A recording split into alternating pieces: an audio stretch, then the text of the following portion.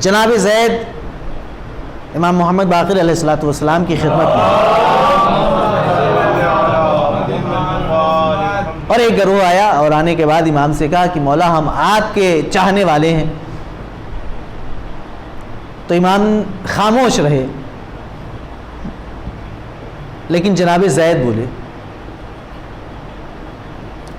اچھا، سنت کے معنی ہے، سنت جسے ہم کہتے ہیں اسے قول معصوم، فعل معصوم اور تقریر معصوم.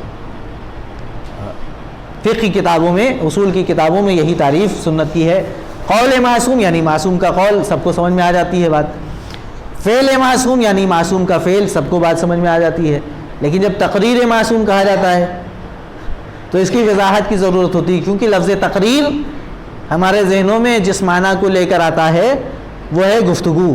یہ تقریر جو ایک آدمی کھڑے ہو کر کہیں کسی مجمع کو خطاب کرتے ہوئے کرے.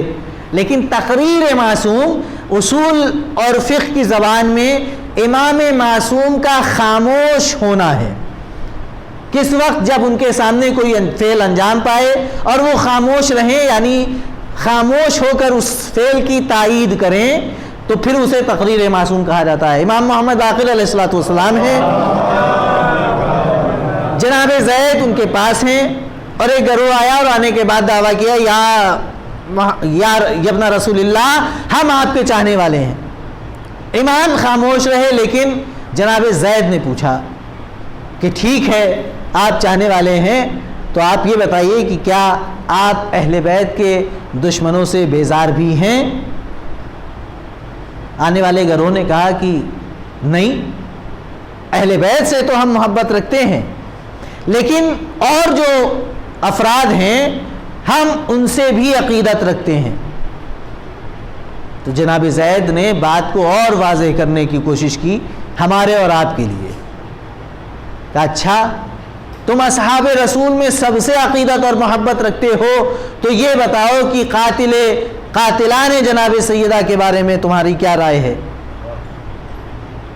دیکھیے امام محمد باقر موجود ہیں، قاتلان اور گروہ آیا ہے. اب ہم سے یہ کہا جاتا ہے کہ آپ مجمع میں یہ ساری باتیں نہ کیجئے، مجمع آیا ہے امام کے پاس، اور جناب زید گفتگو کر رہے ہیں اور امام سن کر خاموش ہیں. جب سوال کیا گیا قاتلان جناب زہرا کے بارے میں تمہاری کیا رائے ہے، تو انہوں نے کہا کہ ہم ان کو خلیفہ مانتے ہیں، اور چوتھے نمبر پہ مولا متقیان امیر المومنین کو خلیفہ مانتے ہیں، اور ان سے ویسی عقیدت رکھتے ہیں جیسی عقیدت رکھنے کا حکم اللہ کے رسول نے دیا ہے اہل بیت علیہم الصلوۃ والسلام سے.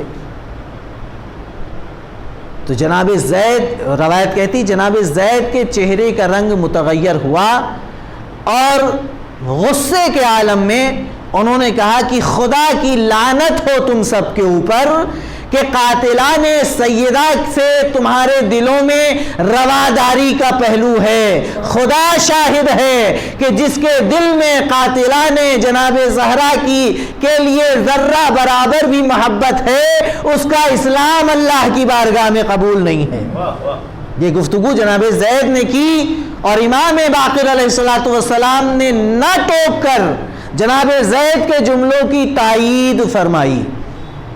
تو عزیزان گرامی، اہل بیت علیہ الصلوۃ والسلام کے مکتب سے بھی یہی درس ملتا ہے کہ ان کے دشمنان جن کو قرآن طاغوت کے لفظ سے یاد کرتا ہے، پہلے ہمیں ان سے بیزاری کرنا ہے، پھر اس کے بعد علی ولی اللہ کہنا ہے، تاکہ ہمارا ایمان کامل ہو اور ہمارا دین بارگاہ خداوندی میں قابل قبول ہو.